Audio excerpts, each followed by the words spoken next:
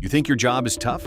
Right now, there is a man carrying 200 pounds of pure sulfur on his back inside an active volcano, and for $5 a day. We're counting down 5 of the most insane, dangerous, and surprisingly real professions on Earth. Jobs where death is a coworker. Number 2 will mess with your head because it's probably the reason you can watch this video right now. Let's start with the one that sounds completely made up. Number 5. Sulfur miners of Ijen Volcano, 3 a.m. Eastern Java, Indonesia. While you're asleep, men are hiking up an active volcano in complete darkness. Not for tourism, not for science, to mine. The Ijen volcano has been continuously active, and deep inside its crater, there's something valuable. Pure sulfur. Bright yellow, crystalline, and worth money. Not much money. But when you're desperate, not much becomes enough. Here's how it works. Miners descend into the crater, some wearing gas masks, most just using wet cloths over their faces because masks cost money they don't have. The sulfur vents pump out hydrogen sulfide and sulfur dioxide at concentrations that would be considered immediately dangerous in any regulated workplace. They're working in conditions that would trigger emergency evacuations in most countries. The gas attacks everything. It dissolves tooth enamel over time. It scars lung tissue. Chronic respiratory diseases are virtually guaranteed if you do this work for years. And many miners have no choice but to keep going until their bodies physically can't handle it anymore. But here's the truly insane part: the load. These guys aren't using carts or machinery. They break off chunks of solidified sulfur, load them into bamboo baskets, and carry them on their shoulders. The typical load ranges from 150 to 200 pounds. They hike down the volcano, cross rocky terrain, and deliver the sulfur to a weighing station. One trip takes about 3 hours round trip. They make 2, sometimes 3 trips per day. The pay works out to just a few dollars per day. In a good week, maybe enough to feed a family. Barely. Workers in this industry often show visible signs of the toll: damaged teeth, chronic coughs, and respiratory problems that worsen with each passing year. Many miners are older men who've been doing this for decades because there simply aren't other options in the surrounding villages. Why do they do it? Because the alternative is worse: no social safety net, limited economic opportunities. The sulfur mine becomes the only viable source of income. The truly twisted thing? Tourists come to watch. They pay tour fees that exceed what the miners make in weeks. They photograph men destroying their bodies for poverty wages, post them on social media, and call it an authentic cultural experience. And every single day, before the sun comes up, those miners are back in the crater. Because tomorrow's bills don't care about toxic gas. Number 4. Saturation divers. Now let's go in the complete opposite direction. Deep underwater, where the real money is. Saturation diving might be the most alien job on this list. These aren't your casual scuba divers. These are professionals who live, and I mean literally live, in pressurized chambers for weeks at a time, working on underwater oil rigs, pipelines, and construction projects at depths that would crush a normal person. Here's how it works. When you dive deep, nitrogen dissolves into your blood. Come up too fast? That nitrogen forms bubbles, decompression sickness, the bends, extremely painful, often fatal. So saturation divers figured out a workaround: don't come up. They live in a compression chamber on the surface, basically a tiny submarine-like pod, kept at the same pressure as the depth they're working. Every day, they get into a diving bell, get lowered hundreds of feet down, do their work, and come back to the chamber. No decompression needed because the pressure never changes. They do this for up to 28 days straight. 4 weeks breathing a helium-oxygen mix because regular air would be toxic at those pressures. The helium makes their voices sound drastically different. Crews have to use special equipment to communicate normally. They eat, sleep, and live in a tube barely bigger than a van. Showers are measured in minutes, privacy doesn't exist, and the whole time they're at pressure equivalent to being several hundred feet underwater. The pay reflects the risk. Daily rates can range from several hundred to over $1,000. A single month-long saturation can generate substantial income. But here's why it's on this list. One mistake kills you in ways you can't imagine. September 5, 1983, the Byford Dolphin oil rig, North Sea. This incident remains one of the most catastrophic diving accidents in history. A decompression chamber was accidentally opened while still under pressure. The resulting explosive decompression was instantaneous. 4 divers inside the chamber died immediately. The pressure differential was so extreme that the human body simply couldn't survive it. The physiological effects of instantaneous decompression from that depth are beyond what the body can endure. A 5th worker outside the chamber was killed by the explosive force of the sudden pressure release. This wasn't ancient history. This was modern equipment, trained professionals, safety protocols, and it still happened. Saturation diving today has improved safety measures, better protocols, more advanced equipment, but the fundamental risk remains. Equipment can still fail. Seals can still rupture. And when they do, there's no time to react.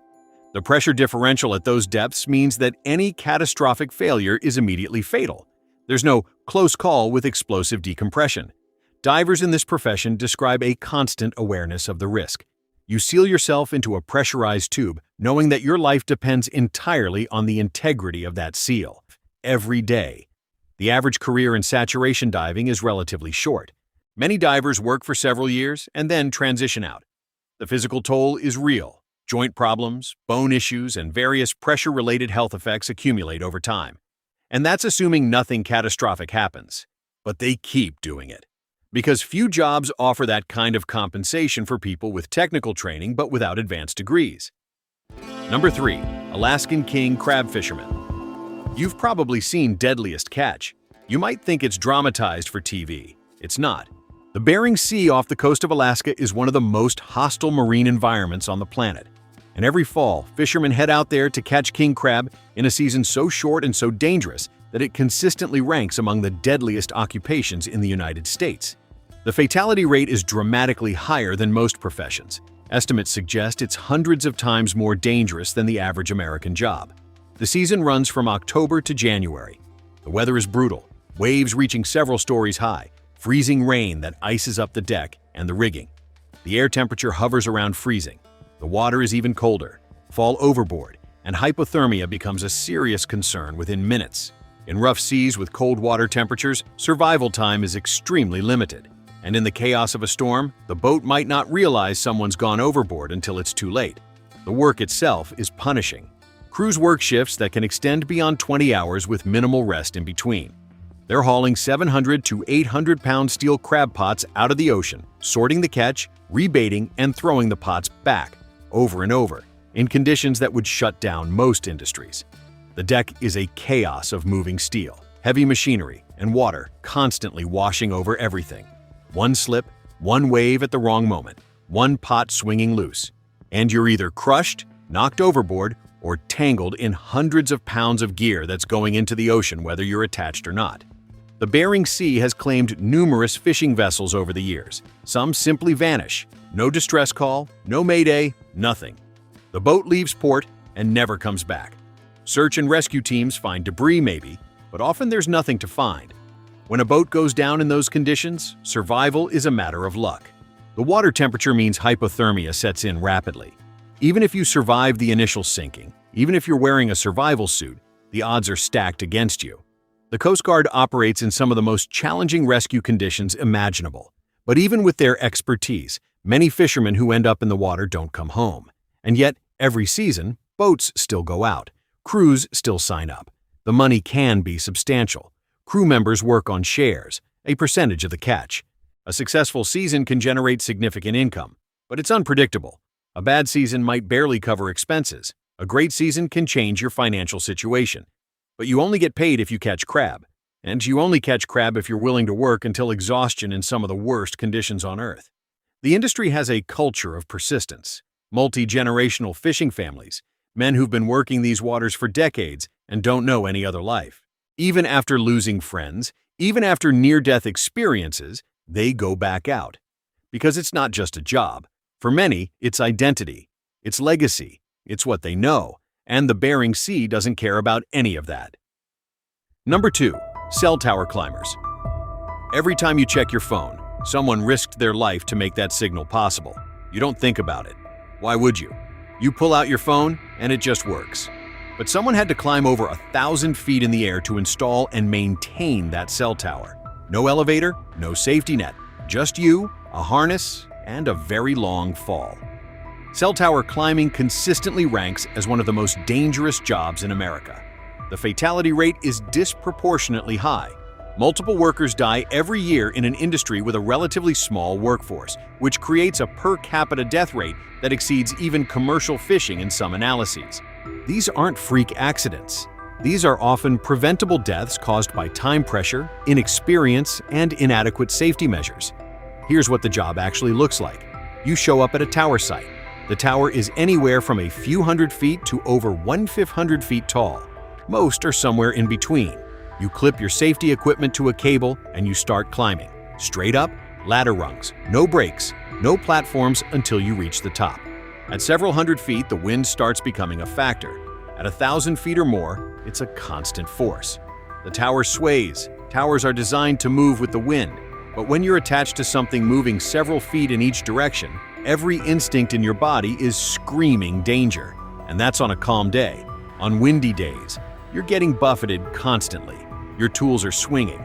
You're being pushed against the steel. And you've still got to keep working. You reach the top.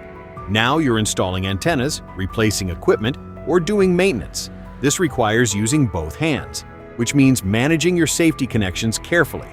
Even with proper equipment and training, the margin for error is razor thin. A missed clip, a faulty piece of equipment, a momentary lapse in concentration. Falls from height are almost always fatal. From 1,500 feet, you have several seconds before impact. The fall itself doesn't kill you. It's the sudden stop. The industry has serious problems with training and safety. The rapid expansion of cellular networks created massive demand for tower workers. Companies need climbers fast, so inexperienced workers sometimes end up on towers with minimal preparation. OSHA investigations have found violations at numerous sites: inadequate fall protection, insufficient training, improper equipment. In some cases, workers were found climbing without proper safety gear because it was faster. And the compensation? Entry-level workers earn modest wages. Experienced climbers can make decent money, particularly if they're willing to travel constantly and take challenging assignments. But it's not extraordinary wealth. You're risking your life for middle-class income. Compare that to saturation divers making hundreds per day, or crab fishermen potentially earning substantial seasonal income. Tower climbers are accepting similar risk levels for significantly less compensation. Why do they do it? For some, it's economic necessity, available work in areas with limited options. For others, there's a genuine attraction to the job. A certain personality type is drawn to heights, the adrenaline, the view, the physical challenge of being that high with nothing but sky around you. Workers in this field describe an almost meditative quality to being at the top of a tower. Everything else falls away. Just you and the work, until something goes wrong. And at that height, when something goes wrong, it goes catastrophically wrong. Number 1. Venom extraction specialists. Let's end with the job that sounds fake, but is absolutely horrifyingly real. Snake milkers. These are the people who extract venom from the world's deadliest snakes so that antivenom can be produced. And they do it by hand, multiple times per day, with snakes that can kill you in minutes. The job is straightforward in concept. Make the snake bite a collection container, extract the venom, store it, repeat. The execution? That's where it gets dangerous. You're handling black mambas, among the fastest and most venomous snakes on Earth, with neurotoxic venom that can cause respiratory failure. King cobras, large, intelligent, and capable of delivering massive amounts of venom in a single bite. Inland taipans, possessing venom so potent that a single bite contains enough toxin to kill dozens of people. And you're holding them, provoking them, making them bite. The process requires securing the snake's head, positioning its fangs over a collection vessel, and applying pressure to stimulate venom release. The snake bites down, venom flows into the container, and you carefully return the snake to its enclosure. In theory, it's controlled. In practice, snakes don't follow scripts. They're incredibly fast. A strike can happen faster than human reaction time. And if your grip isn't perfect, if the snake moves unexpectedly, those fangs find skin. Professional snake handlers get bitten. It's not a question of if, but when and how often. Some facilities have antivenom immediately available and protocols for rapid treatment. But antivenom isn't always perfect. Some people have severe reactions even to the antivenom itself. And with certain species, even immediate treatment doesn't guarantee survival. The historical record of herpetology includes numerous incidents of experts being killed by the very animals they studied.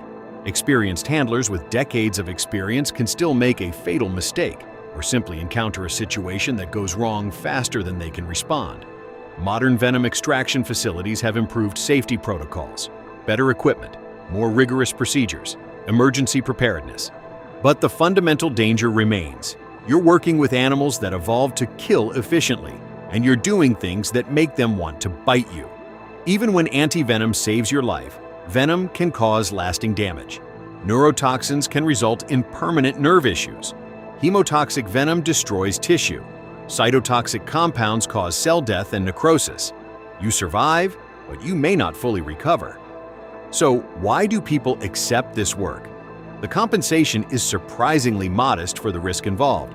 Most positions in venom extraction don't offer extraordinary salaries. You're not becoming wealthy milking snakes, but the work is essential. Without venom extraction, there's no antivenom production. Without antivenom, snakebite victims die. Globally, tens of thousands of people die from venomous snake bites every year.